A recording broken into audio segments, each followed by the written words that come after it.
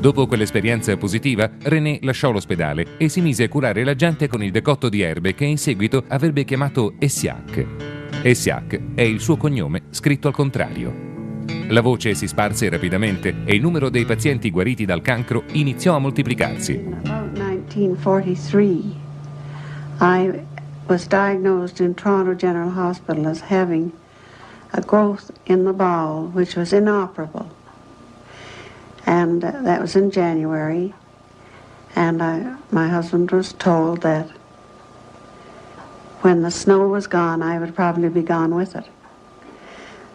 So through friends, I was directed to Miss Case, and I came to her and had treatments from her for practically 3 years, and felt I was cured, and I've had no return of it since. Dr. R.O. Bastida of Bracebridge sent me a patient, cancer of the bowel, Bert Rosen, and I cured him. So Dr. Bastida went before the town council and mayor and persuaded them to give me a building that they had taken for taxes as a clinic, that I had made a great discovery and that I should be supported in my own hometown. So they set up the clinic where I treated for 8.5 years. Dopo pochi mesi, la clinica era piena di malati venuti da ogni parte del Canada. Her clinic would be full every time we were there.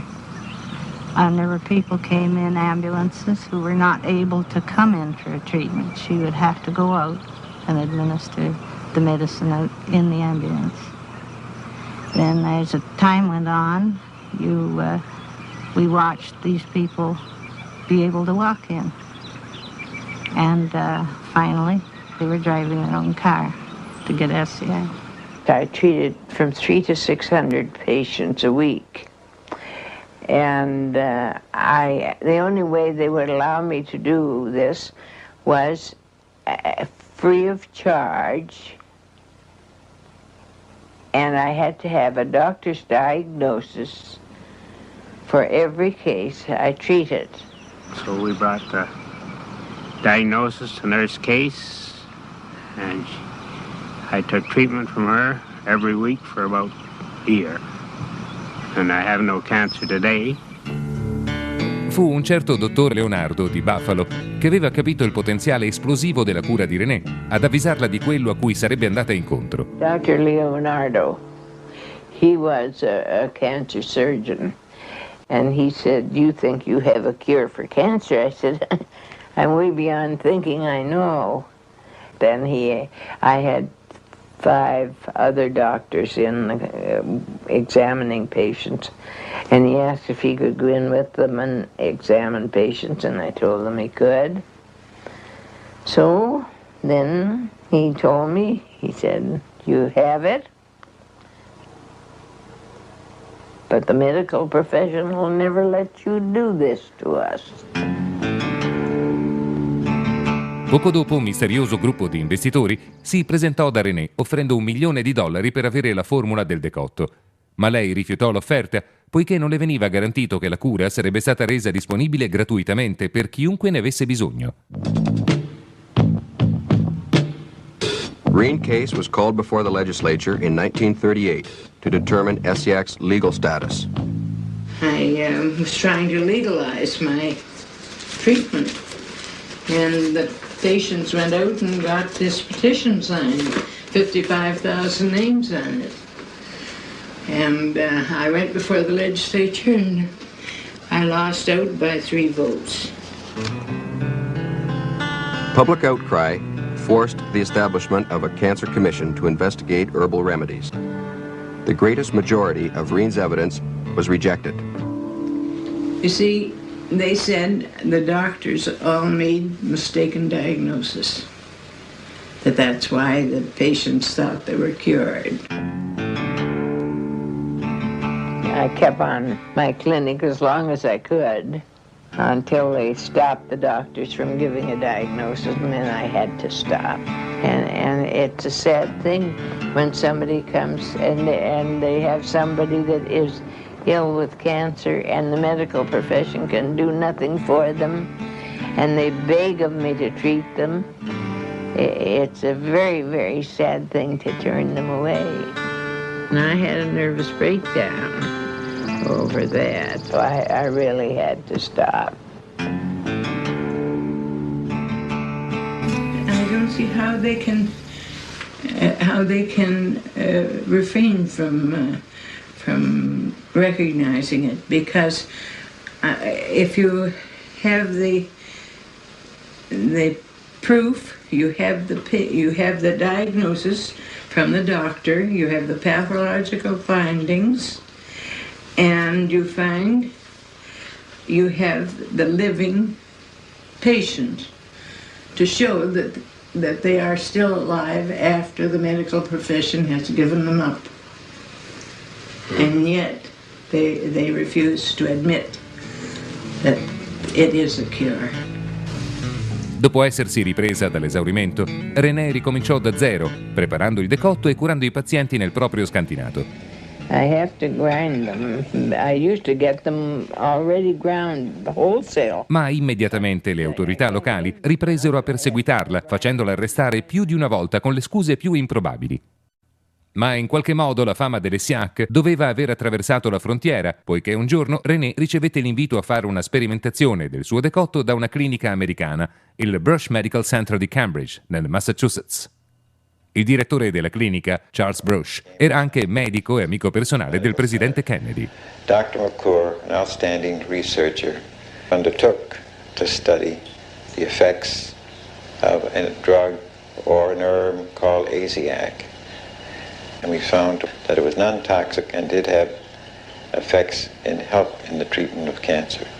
And as a result, a quel punto il dottor Brush suggerì che l'ESIAC fosse sottoposto ai test di tossicità per essere certificato dalla FDA come possibile cura per il cancro. Ma una volta che le erbe arrivarono allo Sloan Kettering, uno dei più importanti centri di ricerca sul cancro americani, la procedura finì per disperdersi in 1000 rivoli inspiegabili e in qualche modo non fu mai completata. The results that I reported to Reen case were studies in sarcoma 180 in the mice, in which we were looking not only for possible primary inhibition of the tumor, which did not occur, but also for regressions. And there was a very small percentage in a small group of regressions, but we never had the opportunity to confirm this and to see whether we could obtain better results. Alla fine l'ESIAC non fu mai approvato dalla FDA, esattamente come aveva previsto il dottor Leonardo 30 anni prima. Tentativi ulteriori per legalizzare la cura furono fatti da diversi gruppi di pazienti che arrivarono a denunciare le autorità mediche per avergli negato una possibile cura per il cancro. They're asking to be given the right to use SEX since orthodox medicine no longer has any answers for them. You can't burn a cancer out of a body with radiation. You can't poison it out of the body without poisoning the body as well. And I feel that nature holds the answer, the only answer for cancer patients, and as such, we should have it. Our constitutional rights at the moment are being denied to us, and it shouldn't even come down to a court hearing. It should be a matter of fact that we have what we want for our body.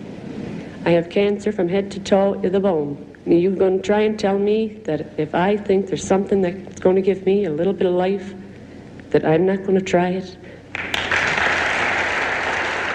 Ma la risposta delle autorità è sempre rimasta la stessa, anche nei casi in cui i responsabili erano obbligati ad inventare le giustificazioni più ridicole, pur di non riconoscere la validità delle SIAC. If we release Laetrile and Esiac and Crobizin and so on, I can give you a very long list. You'll have a very wide choice. Then, when there is something effective, how will you know which to choose from? A scanso di equivoci, qualcuno pensò addirittura di evitare che in futuro la medicina venisse usata da dottori che magari ne riconoscessero l'efficacia. As it's well known in the state of California, the state legislature actually made it a felony for a doctor to use any than the accepted methods of treatment for cancer, and they named them in the legislation: surgery, chemotherapy, radiation, and cobalt. And when doctors are hemmed in like this and their very livelihood is threatened, they're not going to be anxious to step out of line. Sfinita da queste battaglie per lei assurde e incomprensibili, René tornò semplicemente a casa sua e continuò a curare i suoi pazienti fino al giorno della sua morte, avvenuta nel 1978. Un anno prima, un folto gruppo di ex pazienti decise di fare a René una sorpresa per ringraziarla di tutto quello che aveva fatto per loro. Ex-patients and supporters arrived in Bracebridge, Ontario. They came to help Reen celebrate her 90th birthday. They have experienced the benefits of ESSIAC. Many of the people here feel they owe their life to Reen.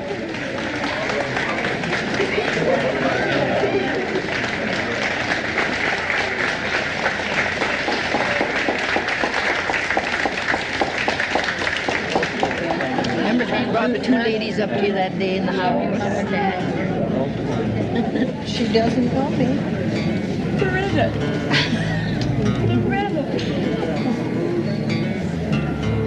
I have given my life for it.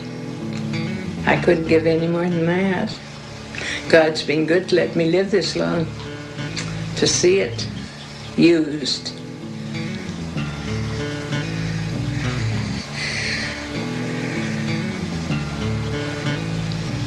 And used by people.